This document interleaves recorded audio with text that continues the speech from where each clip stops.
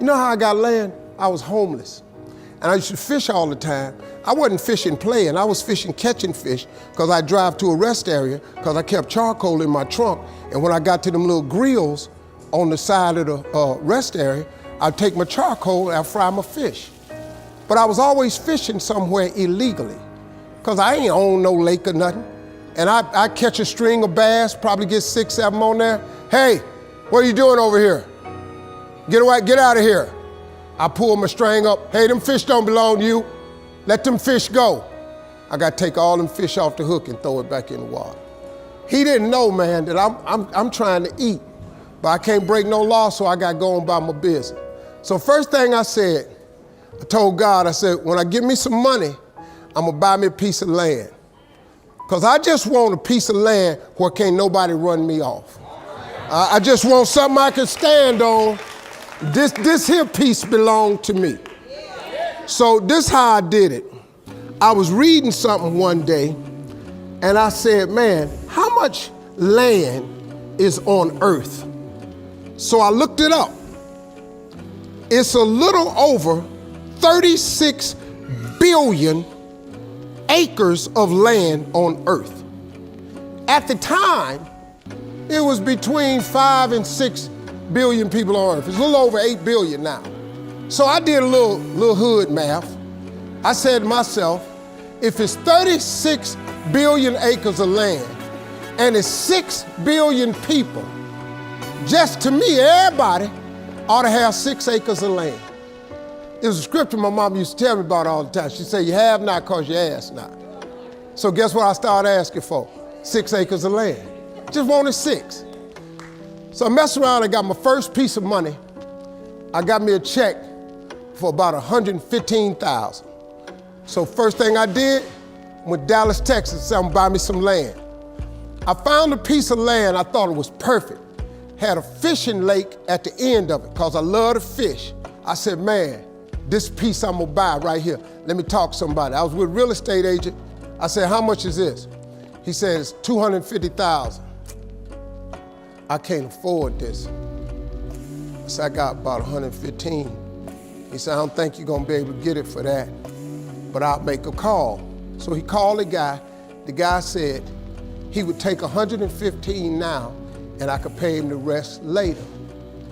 And before I did it, I said, hey man, let me ask you something. How much land is that? He said, oh, that's 6 acres. It was 6 acres. I got ready to sign it up. The real estate agent said, Mr. Harvey, before you sign that, I want you to think about it. I want to show you something else. So he took me over to this dude's house. I never met this guy. He came outside, he's a hillbilly. He's just country.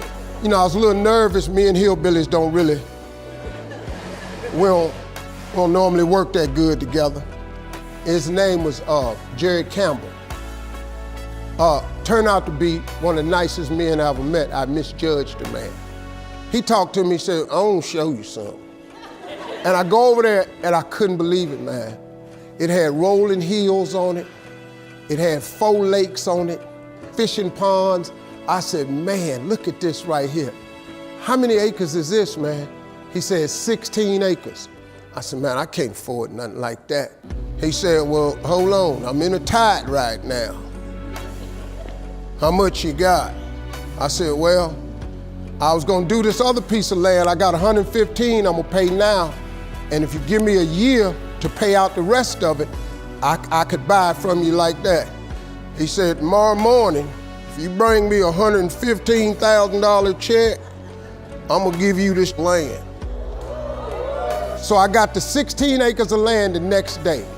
So I said, wow, that's how it worked. You have not because you ask not. I asked for 6. Soon as I was gonna buy the 6, he put some grace on it. Next thing you know, I got 16 for the same money.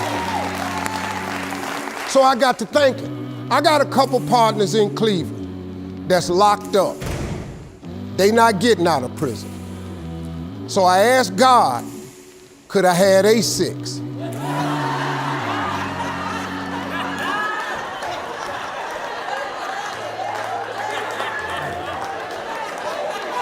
They not getting out. They got 6 coming. Hey, Lord, can I have A6? So you know what he did? Some land opened up next to it. I bought 18 more acres. I bought it. So I went back up to Cleveland. I was hanging out one day.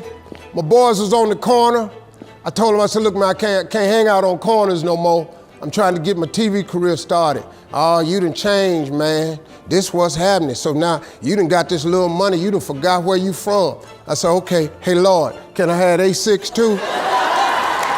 So I see right now, yeah, I see what's happening right there. They ain't finna go nowhere. So I kept asking for everybody I thought wasn't gonna ask for A6, I asked for A6.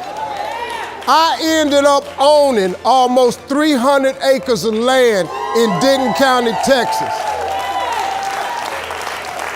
But I just kept on, man. Just kept on with it. I just kept the faith. I kept believing. I kept asking him. I kept wanting. God got great life for you, man. But you're gonna have to ask for it. And when you ask for it, you're gonna have to believe it. After you believe it, you gotta put your work in. Now, if you don't wanna do the work that it takes to be successful, this man with his success, if you knew how hard he worked, if you knew the hours he put in, the hours his daddy put in, if you knew what it really took, it's daunting. It's days, man, where you go, whoa, what is this I'm trying to do? But you got to hang in there. See, getting what you want is up to you. How you get there, that's up to God. See, the problem with you is you trying to figure out how to do something. Listen to this. The how-to ain't none of your business. The Bible don't tell you to figure nothing out. It say ask, believe, and receive.